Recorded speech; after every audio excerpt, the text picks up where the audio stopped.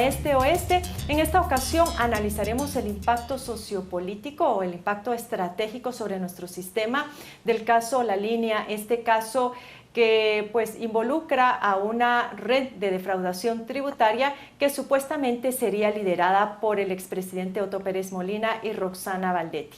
Para analizar este caso vamos a contar con la participación del licenciado Alejandro Valdizón, quien es abogado y notario, y también de Edgar Gutiérrez, coordinador del IBNUSAC.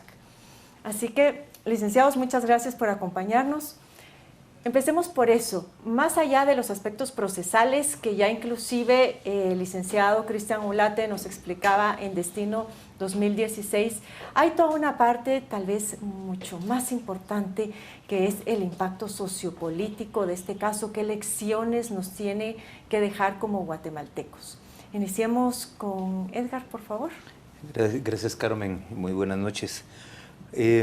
Bueno, el primer impacto ocurrió hace casi un año, cuando la CICIG desveló lo que podríamos llamar la punta del iceberg de esta estructura criminal, y el hallazgo se vio acompañado por primera vez en la historia política del país, y no solo política, judicial del país, de una serie de manifestaciones ciudadanas que se prolongaron durante 20 semanas y que no solo reforzaron a la CICIG revistiéndola de mayor legitimidad, sino que son el inicio, esas manifestaciones, toda esta protesta, de un cambio en la historia política contemporánea del país. Yo diría, ha representado para Guatemala un verdadero parteaguas. ¿Usted qué impactos ve, licenciado Valdizón? Tal vez impactos más recientes. Hablamos ya de lo sucedido en el 2015, cómo se conmovió la ciudadanía. Más recientemente, ¿usted ve otro tipo de impactos ahora que hemos salido de una etapa de audiencias? Claro, gracias. Sí, veo impactos tanto digamos, en el momento, y desde luego esperamos que eso también se traduzca hacia el futuro. Y yo creo que eso es un tema importantísimo a tomar en cuenta. Digamos, pongámoslo desde una perspectiva más amplia, un impacto importante. Una tremenda lección que este proceso nos deja es aprender la importancia de un ministerio público independiente, de una fiscal independiente que no está supeditada al interés del gobierno de turno que la designa. Eso es una lección importantísima que tenemos que aprender y llevar a futuro.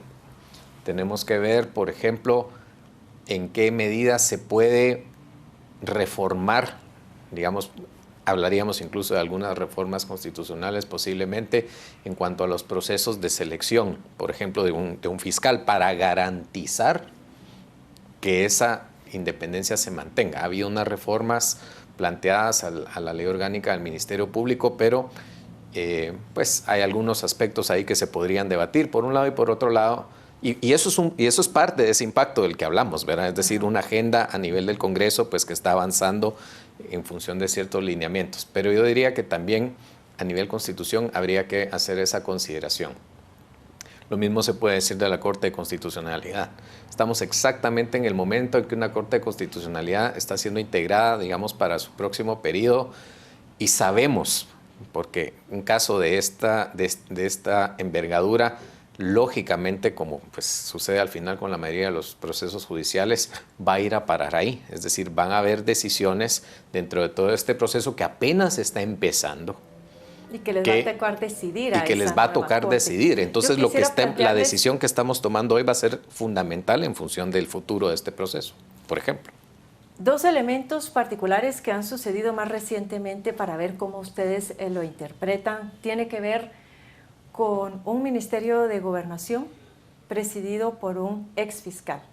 Y más recientemente, la semana pasada, con también un fiscal experto en temas de criminalística que asume la Superintendencia de Administración Tributaria. ¿Qué lectura dan a esta situación? ¿Cómo explicar si lo que ha llamado la atención, algunos lo ven con buenos ojos, otros no, específicamente en el tema de la SAT, que por primera vez haya nombrado a alguien que no tiene nada que ver con temas tributarios ni con temas económicos? ¿Qué lectura das, Edgar? Bueno, en primer lugar, que la credibilidad de la institución Ministerio Público, tal como lo ha dicho el licenciado, hace que se convierta en una suerte de semillero o de referente y de semillero, no solo profesional, sino también ético. Entonces, tras irradiar esa calidad hacia instituciones que necesitan y están urgidas de reformas, de reestructuraciones profundas, es un dato fundamental. Ahora bien, creo yo que esa credibilidad que tienen estos cuadros del Ministerio Público es lo que permite que la comunidad internacional se comprometa a asistir técnica y financieramente a ganar confianza en la reconversión de estas instituciones. Es decir, la comunidad internacional, particularmente Estados Unidos, está buscando interlocutores dentro del Estado guatemalteco para iniciar lo que tiene que ser tal vez el mayor impacto a mediano y largo plazo de todo este caso, que es la reforma institucional y normativa del Estado. Ahora bien, ¿no será licenciado Valdizón, no sé cómo lo ve usted, un indicador de que estamos frente a un Estado criminal?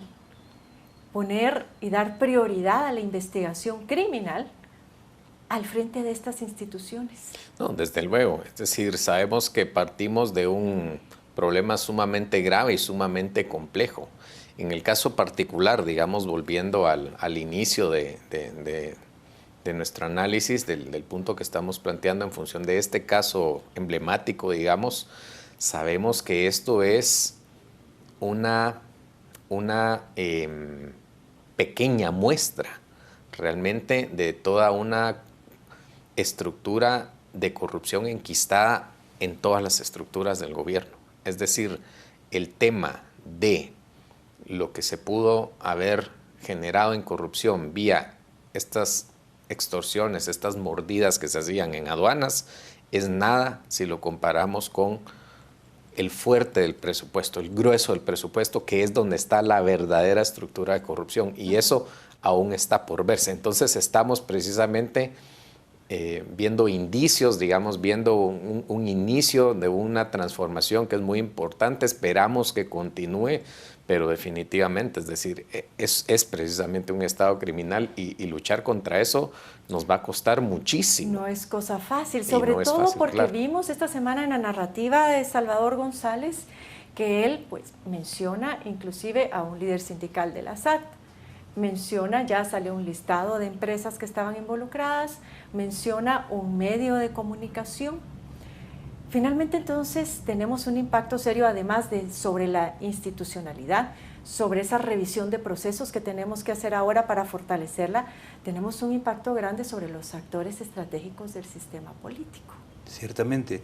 Y creo yo, en estos procesos, que van a ser procesos trabajosos, no esperemos que va a ser sobre pétalos de rosa que se van a hacer estos cambios. Va a haber muchas resistencias, boicots.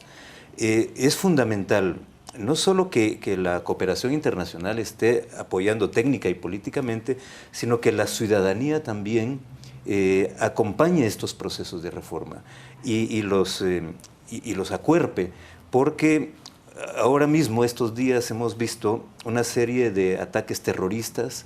Incluso el jueves se encontró en unos autobuses en la zona 1 y en otros lados simulacros de bombas. Evidentemente lo que hay acá, aparte del impacto que pueda tener en la ciudadanía de psicosis y demás, es un esfuerzo o un interés de boicotear la labor del Ministerio de Gobernación. Dar a entender que el crimen, tiene el poder o quién el crimen reta, ¿verdad? El crimen desafía a las autoridades y estas no pueden responder. Entonces, sí, estamos viviendo una suerte de pulso y es un pulso tan decisivo para la vida de los guatemaltecos que no podemos dejar solos a su suerte a estos funcionarios que están haciendo pues el esfuerzo de sanear las instituciones. Y lo hemos visto ahora, como tú bien mencionabas, en el Ministerio de Gobernación. No es la primera vez que sucede esto, y es justamente como una reacción a quienes no quieren ceder a entregar ese poder que han obtenido durante muchísimo tiempo en el país. Pero entonces, por eso, estas estructuras del crimen, al final uno puede saber dónde empiezan, con suerte, pero nunca dónde terminan, porque se caracterizan por trabajar de manera corporativa. Con lo cual, yo pregunto, licenciado Alejandro Valdizón, si es posible pensar en algún momento, si se llega a hacer la investigación sobre el caso La Línea a profundidad, realmente hasta dónde es posible, por llamarlo de alguna manera, amputar esta estructura y librarnos de ese problema. Claro, sí, es un tema sumamente complejo porque obviamente se ha descubierto una capa, ¿verdad? Una capa inicial de una estructura que es obviamente mucho más profunda. Pues hoy empieza a salir ya otra información, ¿verdad? Ya otro tipo de agentes involucrados, ¿verdad? Empresas y todo lo que al final pues estuvo detrás de toda esta estructura. Y bueno, pues este es un caso que desde luego, pues según las declaraciones que ha dado ahora colaborador, pues evidentemente llegó a afectar hasta el entonces presidente y vicepresidente, ¿verdad? Entonces, eso yo creo que ya es un avance importante. Sin embargo, hay que ver, digamos, o más bien, yo lo plantearía desde el punto de vista que si no es una especie de cáncer lo que está ahí, digamos, en toda esa estructura, y lo que se ha hecho, pues, remover un tumor que probablemente vuelva a brotar de alguna otra forma, ¿verdad? Usando esa metáfora. Entonces, sí, el tema de fondo viene por reestructurar muchas cuestiones en temas de aduanas, pues, si nos referimos a este caso, y otras áreas y legislaciones. Claro, porque si no es un problema que vamos a estar repitiendo, cambiarán las personas, cambiarán los nombres, pero si no hacemos una serie de reformas claves, pues eso no va a funcionar. Y yo ahí sí diría que no es un tema simplemente de trámites y de procesos engorrosos y de controles, sino realmente de repensar a fondo cómo se debe manejar ese asunto, porque hemos llegado al extremo de casi paralizar la economía del país por lo delicado que se ha vuelto el tema de las aduanas, y eso es peligroso también y tiene repercusiones, incide en una baja de la recaudación, y volvemos a crear los incentivos otra vez para que vía, digamos, sobornos y demás se empiecen a agilizar otra vez todos estos temas, y no resolvimos nada al final. Ese es el tema, que está bien lo de las capturas, la gente quiere sanciones, quiere castigos, pero también queremos que eso se recomponga, y una de las características del crimen organizado es que tiende a reproducirse nuevamente. El tema de aduanas no es nuevo. Socialmente, ¿cómo podemos hacer para evitar justamente esa reproducción y que los vacíos dejados por una banda criminal no sean llenados por otra, que es lo que pasa mucho también con el narcotráfico? Sí, claro. Pero para hacerlo hay que modificar el hábitat que permite que crezca, se reproduzca y adquiera tales poderes el crimen organizado. Si uno analiza la estructura criminal conforme se va conociendo de La Línea, uno lo que encuentra ahí es una corporación, tal como se organiza una empresa legal, ¿verdad? Con burocracia. Con burocracia, con sus auditores, sus contadores, sus sistemas de cómputo, con sus lobistas, con sus propios medios de comunicación, con abogados, etcétera. Pero digamos que una cosa es atacar la estructura, y otra cosa es modificar las condiciones que permiten que esta estructura pueda florecer. Exactamente. Y eso tiene que ver no solo con normas, con leyes, tiene que ver también con un cambio de actitud de autoridades y ciudadanía. Somos demasiado laxos con el cumplimiento de la ley. A la primera de cambio estamos buscando atajos. Estamos viendo cómo favorecemos a un amigo, a un pariente. Es decir, esto forma parte de una forma del ser no solo guatemalteco, latinoamericano, ¿verdad? Y tenemos que ser mucho más exigentes con nosotros mismos, y todo esto empieza hasta en la escuela, ¿verdad? Con nosotros mismos y con los demás, porque de lo contrario, si no vamos haciendo estas correcciones en la conducta diaria, va a ser mucho más fácil que esto se reproduzca o que nos convirtamos en una suerte de masa gelatinosa, que mientras existe la presión, como estos días, funcionamos, movemos, pero una vez quitamos la presión, vuelve otra vez a su lugar. Todo recobra la normalidad, digámoslo así, sí, del estado anterior. Pero quiero conversar con ustedes al regresar de este corte sobre qué está haciendo el Estado o por qué, si es que no está actuando como debe ser, para recuperar esos espacios que están siendo arrebatados a estas estructuras del crimen organizado. ¿Qué reacciones han visto ustedes? ¿Hay acción? ¿No hay acción? ¿Y por qué? Así que con esto volvemos después del corte. Quédese con nosotros, no se vaya.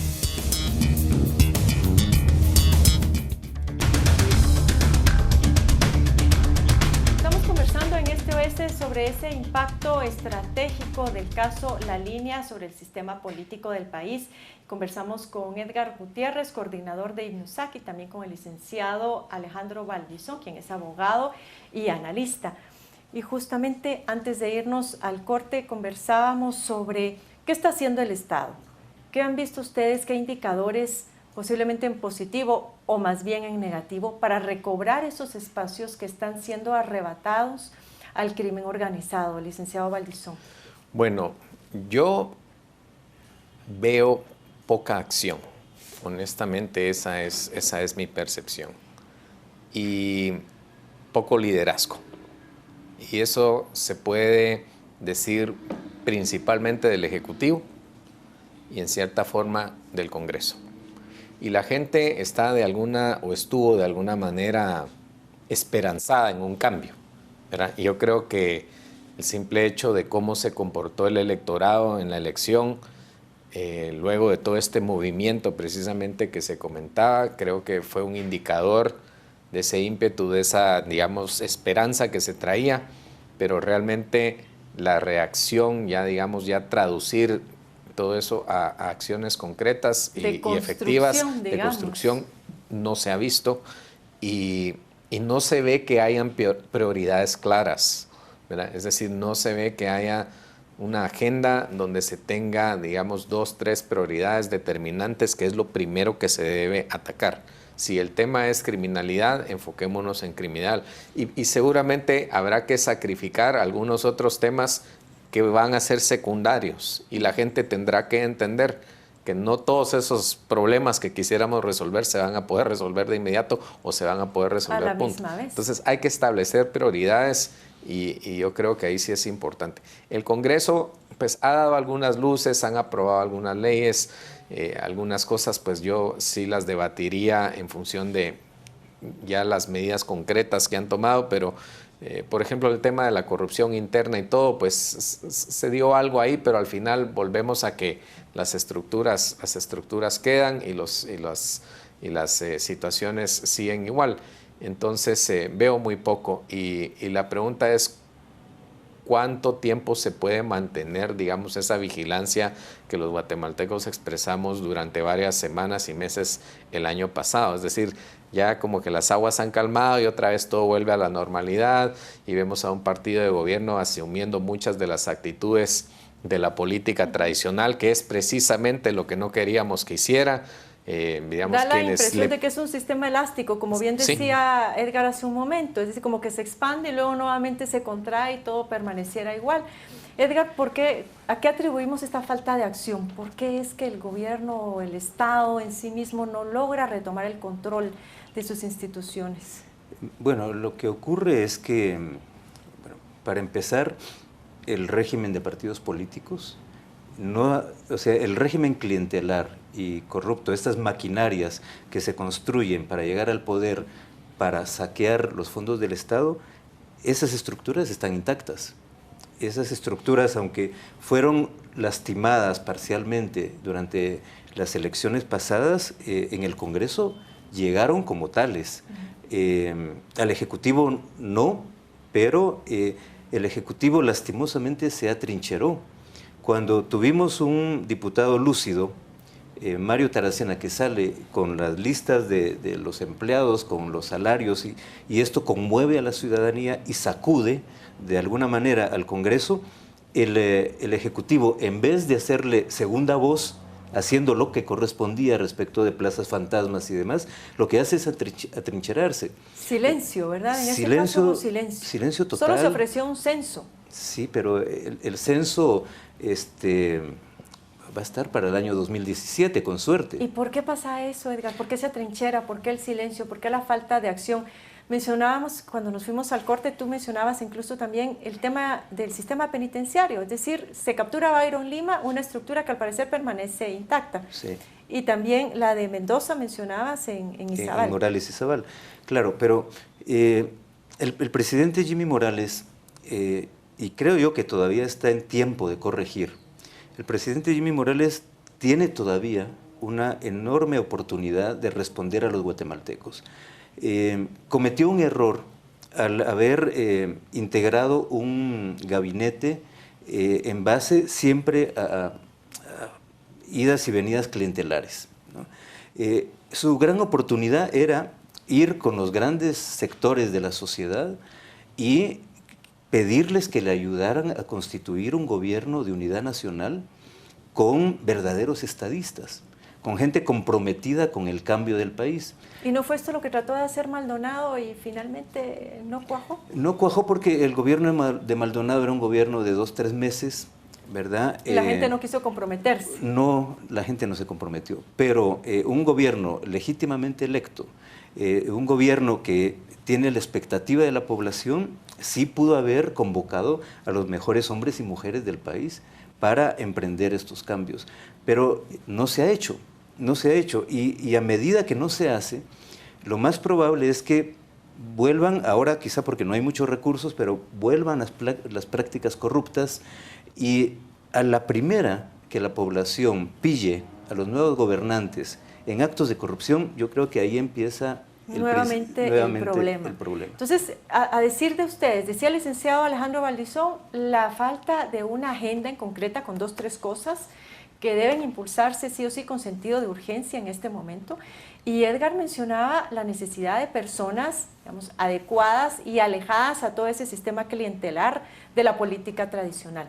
No tenemos ninguna de las 2 cosas. Ya tenemos un gobierno conformado, incluso ya se escogió gobernadores, un proceso que para muchos dejó mucho que desear, otros rescatan que finalmente se activaron los consejos de desarrollo, para bien o para mal, ellos ven que algo sucedió durante el proceso, pero entonces ¿qué hacemos? ¿Es que tenemos todavía alguna esperanza, licenciado Valdizón, a decir de la falta de agenda y de funcionarios que posiblemente no llenaban las expectativas? Sí, yo coincido que la oportunidad aún existe y estamos en tiempo de hacerlo, es decir, llevamos escasos meses de un gobierno y un Congreso que ha dado algunas señales positivas, otras negativas, pero que yo pienso que con una presión adecuada a la opinión pública se pueden lograr cosas importantes ahí. Entonces creo que sí estamos a tiempo de aprovechar esa oportunidad de corregir un poco el rumbo, pero la visión tiene que cambiar. Digamos, esas personas que puedan integrar un proyecto con una visión de país bien enfocada, bien direccionada, consensuada, están ahí. Simplemente que tienen que tener la convicción de que se va a trabajar en ese sentido, porque nadie, digamos, que tenga ese tipo de objetivos se va a meter al gobierno sabiendo que los objetivos son otros, que la estructura va a permanecer intacta, que las prácticas van a seguir igual. Es decir, la gente que pudiera estar en disposición de contribuir, se inhibe, que tiene ciertos ideales, digamos, se va a inhibir y no va a participar en una cosa así, que es muy lógico. En la elección de gobernadores nos decía uno de los miembros del Consejo Departamental de Guatemala que se lanzó la convocatoria, que solamente recibieron 6 nombres. Sí. Es decir, las personas se retraen, no quieren participar. Y parte también del asunto es que tenemos la oportunidad, por ejemplo, de un proceso de reformas a la ley electoral y de partidos políticos, que nuevamente se está volviendo a discutir, que nuevamente se está volviendo a hacer enmiendas. Entonces ahí es donde uno dice en dónde está la voluntad de esos actores por darnos algo diferente. Y es que ese es un tema clave, porque toda la estructura política pasa por ahí. Es decir, hay dos factores. Y uno es las cualidades y la calidad de las personas que llegan a ocupar esos puestos de elección popular y esos cargos públicos. Eso pasa por las normas. Y mientras no se mejoren esas normas, no se va a mejorar sustancialmente la calidad de esos agentes. Algo tan elemental como un voto uninominal, por ejemplo, eso es algo que ya tiene consenso. Si hay otros temas que dividen, como por ejemplo el de las cuotas de participación y estas cosas, pues eso se tiene que entender que deben ser temas secundarios. Pero los temas que ya son elementales, consensuados, digamos, donde ya hay un acuerdo, hay que trabajar sobre eso, porque si no, pues nunca van a avanzar tampoco estas reformas. ¿Cómo ves, Edgar, este proceso de aprobación de reformas a la ley electoral? ¿Tú le ves realmente algún futuro, a decir, por lo que ha pasado esta última semana en el Congreso de la República? Decepcionante, ¿verdad? Decepcionante. Los diputados siguen sin entender qué está pasando en Guatemala, qué se está viviendo en Guatemala, y eso es no solo triste, es preocupante, porque son los líderes políticos del país, son los representantes del pueblo. No entienden que ellos están ahí justamente para abrir el debate, hacer las reformas, y a medida que ellos... Pero este debate incluso ya se había tenido el año pasado. Ya se tuvo, pero se están cerrando otra vez, y esas resistencias, bueno, decepcionan por un lado, pero por otro lado abren el riesgo de que sectores de la sociedad se radicalicen, ¿verdad? Que pierdan la fe que los cambios se pueden dar por las vías democráticas y pacíficas y adopten posiciones radicales. Ese era el temor el año pasado también, cuando el Congreso se cerraba a discutir, cuando no entendía, cuando menospreciaba los movimientos, y ahora lo que está diciendo es, bueno, venimos con toda la legitimidad del caso, pero no es cierto, la gente no ha dado un cheque en blanco. Y van a empezar las protestas, van a ser más difícil. Al final yo confío que los cambios van a ocurrir, pero entre más nos tardemos, entre más complicado lo hagamos, vamos a generar una serie de efectos, digamos, de daños no previstos en la economía, en la sociedad, que lo que hacen es retrasarnos respecto de las tareas en las que ya venimos rezagados de desarrollo, de apertura comercial, etcétera, etcétera. Tengo que irme ya prácticamente al tercer bloque, pero antes de irme quisiera que me respondieran esto muy brevemente. Para algunos lo que estamos viviendo es un gatopardismo, ¿verdad? Es decir, se está haciendo como que estamos cambiando las cosas, pero al final solamente es la superficie y las estructuras permanecen igual.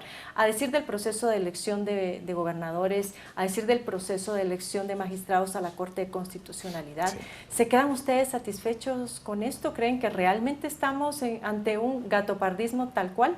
Licenciado Valluzón. Yo creo que sí estamos. En mi caso no veo reformas sustanciales y eso no va a cambiar mientras no se vaya a la raíz del problema. Edgar. Y el problema es que el tiempo no es neutral. O sea, a medida que nosotros nos estemos, o los diputados o los gobernantes nos quieran engañar, el tiempo va en nuestra contra. Es que no entendemos que el año pasado lo que hicimos fue desacelerar la ruta hacia el Estado fallido, pero no hemos cambiado todavía la ruta. Entonces, aquí no es un tema de que ellos van a ganar y otros van a perder. Aquí todos vamos a perder. Vamos a irnos ahora a un pequeño corte. Al volver, conversaremos sobre si este caso también nos ha dejado la sensación de que en el país siguen habiendo personas intocables o posiblemente ya no, personas, sectores o gremios. Quédese con nosotros, volvemos en unos momentos.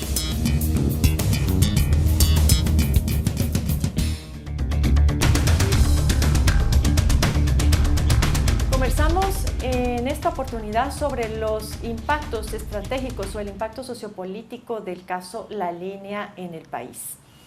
Antes de irnos a corte, mencionamos esto. Finalmente, de otras de las lecciones que nos está dejando el caso La Línea es, ¿siguen habiendo en el país personas o sectores intocables, tal cual como se había pensado en otras oportunidades, o posiblemente ya no, Edgar? Cada vez menos, ¿verdad? Cada vez menos.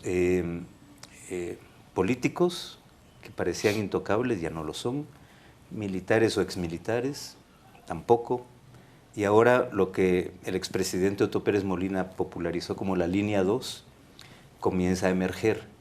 Y esto es muy importante para el país. Es muy importante porque hay que entender que las transformaciones pasan justamente por estos escarmientos.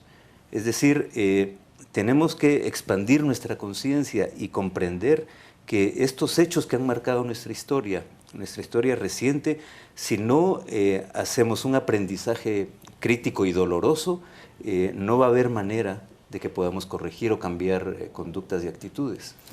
Este caso de la línea 2, ahora que lo mencionas, licenciado Valdizón, yo le pregunto a usted, que es el abogado en este caso, y fue algo que creo que no abordamos con ULATE durante la entrevista que le realizamos en Destino 2016.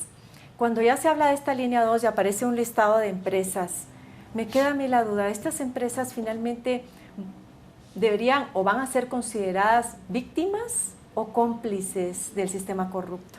Es una pregunta muy importante, ¿verdad? Yo creo que sí es importante hacer la distinción en alguien que ya sea activa o pasivamente participa de esta estructura para evadir obligaciones tributarias, aduaneras, el cumplimiento de la ley, o gente que también hay que reconocer que hay muchos casos que fue literalmente extorsionada y que encajarían más bien en ese concepto de víctima. Por ejemplo, si usted no paga la mordida, su producto no va a salir de ahí. Claro. Entonces, yo creo que sí es una distinción importante. Ahora, independientemente de eso, sí hay que avanzar en el sentido que ese mito se vaya cayendo. Es decir, que la gente entienda que en la medida que actúan fuera de la ley, pues que no va a ser tan fácil, digamos, poderse escudar. Y eso, el hecho de que un expresidente y una exvicepresidente estén siendo procesados por eso, ya es un avance. Poniéndolo un poco en contexto, volvemos a que eso en alguna medida ha dependido de un Iván Velázquez y de una Telma Aldana. Y eso sabemos que no es una condición permanente. Entonces yo vuelvo a que para mí es importante el objetivo final de decir cómo garantizamos a largo plazo esa reforma que implique un ministerio público independiente, que eso sea sostenible e irreversible, porque si no, es decir, vuelvo al tema de las cortes. Esa Corte de Constitucionalidad que se está nombrando en la actualidad es la que va a tener la última palabra sobre estos procesos en un par de años. Yo quiero que pensemos, pero tal vez lo vamos a postergar un poquito, escenario con CICIG y escenario sin CICIG, a la luz de lo que estamos viendo ahora y cómo avanza nuestro proceso de reconstrucción institucional. Pero antes de mencionar ese tema, yo tengo otra duda, hablando de los intocables. Hay una persona intocable en este caso del cual ya no se volvió a hablar, que es Luis Mendizábal. ¿Realmente ustedes creen que es una persona que se esfumó? ¿Por quién podría estar siendo protegida cuando en estos momentos ni a nivel internacional es muy fácil poderse desplazar? Porque ahora se ha transnacionalizado absolutamente todo, cuenta las investigaciones y la seguridad policial. ¿Cómo explicamos eso, Edgar?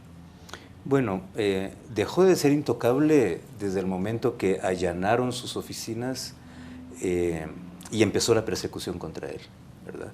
Porque era otro personaje sotoboche, ¿no? Que todo el mundo sabía, pero nadie podía probar. Y es un personaje que además tiene una larguísima historia de vínculos y de relaciones de, llamémosle, favores con grupos de poder tradicional, y no me extrañaría que esté siendo protegido por ahí. Con toda la tecnología y todo lo que se ha avanzado, todavía es factible esconderse, aunque la vida bajo esas condiciones es también miserable, ¿verdad? Pero yo creo que este es un tema, bueno, puede que nunca aparezca. O puede ser, no pasaría lo mismo que con Rafael Salguero, creo que es el nombre de la persona de la FEDEFUT que estaba involucrada, que se dice que está en Estados Unidos, que fue uno de los primeros de acogerse a cierta protección allá y que inclusive ya se habría trasladado con todo y familia. ¿Podríamos pensar algo así en este caso como otra hipótesis? No sé, sería especular. Yo no me atrevería a especular ahí. Licenciado, sí, yo creo que es un usted? tema que obviamente pues podemos ver diferentes escenarios, pero difícil especular sobre cuál sea la situación real, ¿verdad? Pero independientemente yo creo que sí se ha avanzado en que cualquier personaje, funcionario o quien fuere, pues ya la tendrá que pensar 2 veces. En el caso ¿verdad? del sistema financiero del país y del sistema bancario, ¿está en la misma situación? Es decir, ya es tan vulnerable como cualquiera de los otros actores que hemos visto alrededor de este caso. Entiendo que todavía no se ha abierto un caso por lavado de dinero todavía, pero las líneas de investigación pudieran llegar allí. Es decir, ese dinero tuvo que haber salido por algún lado. En algunas ocasiones Sí. se dice que sale por avión o se compran propiedades, pero otro flujo tendría que pasar por el sistema bancario. Y ese es un tema importante porque evidentemente, en efecto, ¿verdad? El tema financiero es clave en todo esto porque al final todo se reduce a ambiciones económicas, ¿verdad? La gente que al final participa en la corrupción es por la ambición del dinero y eso en gran medida se maneja a través del sistema financiero de este y de muchos países involucrados. El sistema financiero en general pues tendrá sus controles, digamos, se está sujeto a regulaciones y leyes, incluso estándares internacionales de cómo se supervisa, digamos, se fiscaliza y se rastrean estos temas. Lo interesante es cuando son fondos producto de la corrupción propiamente, es decir, que tocan estructuras del Estado, personas políticamente expuestas, etcétera. Ahí la Superintendencia de Bancos y particularmente la Intendencia de Verificación Especial juega un papel clave.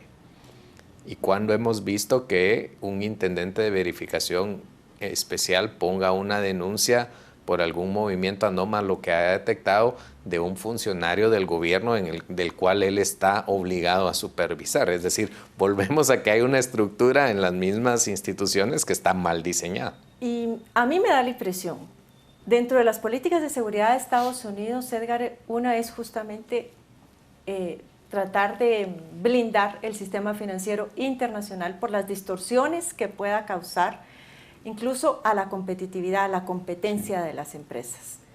El hecho de que se haya estado señalando tan insistentemente en la participación del embajador de Estados Unidos, tanto en los aportes a la CICIG y otro tipo de actuaciones que ha tenido durante los últimos meses, podría explicarse que finalmente el fin último de este apoyo por parte de Estados Unidos es llegar a esto, al caso por lavado de dinero. Incluso en algún momento se rumoró que Roxana Valdetti tendría un caso ya, una petición de extradición por parte de Estados Unidos, lógicamente algo que no podría cumplir hasta que no dilucide su situación acá, pero podríamos pensar en que ese efectivamente es el fin último del apoyo de Estados Unidos, el cuidar el sistema financiero. No, yo diría que es más complejo. Más complejo. Es más complejo y más comprensivo. Es decir, estamos demasiado cerca de Estados Unidos.